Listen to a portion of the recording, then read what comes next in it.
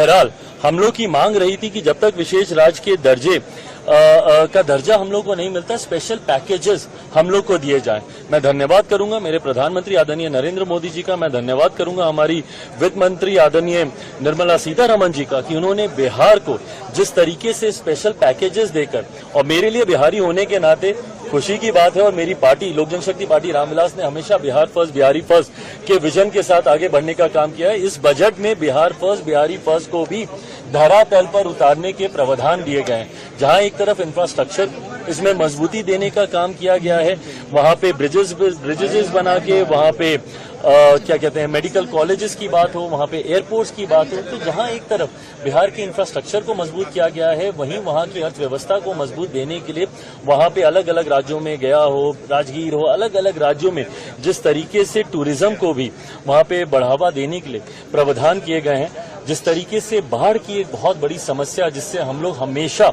दशकों से हम लोग परेशान रहे हैं, उसके भी समाधान का जिक्र इस बजट में किया गया है। तो मैं मानता हूं बिहारियों के लिए ये बहुत खुशी की बात है और पूरी बिहार की जनता प्रधानमंत्री जी का धन्यवाद करेगी। बट ओवरऑल भी अगर इस बजट को देखा जाए तो पूरी तरीके से समावेशी बजट है। पिछले 10 सालों में भारत की अर्थव्यवस्था, एक मजबूत अर्थव्यवस्था का लाभ हमारे समाज के हर वर्ग को मिले, युवाओं को मिले, महिलाओं को मिले, किसानों को मिले, मध्य वर्ग के लोगों को मिले, इस बात का ध्यान भी इस बजट में रखा गया है। मैं मानता हूं कि एक बजट, ऐसा बजट जो युवाओं से जुड़ी सबसे बड़ी समस्या बेरोजगारी का भी जिक्र करता है। एमएसएमई सेक्टर को जिस तरीके से मजबूती देने की बात की गई है, इसमें एमएसएमई सेक्टर एक रीढ़ की हड्डी है हमारे देश की अर्थव्यवस्था को लेकर। तो मैं मानता हूं कि विकसित भारत के निर्माण में ये एक मजबूत नींव की तरह इस बजट को देखा जा सकता है। आप कह रहे हैं समावेशी बजट है, सारे सांसद जो निकले विपक्ष के वो तो कह रहे हैं आंध्रा बिहार का बजट है, ये सरकार बचाने वाला बजट है। इन लोगों को अगर अपने राज्य में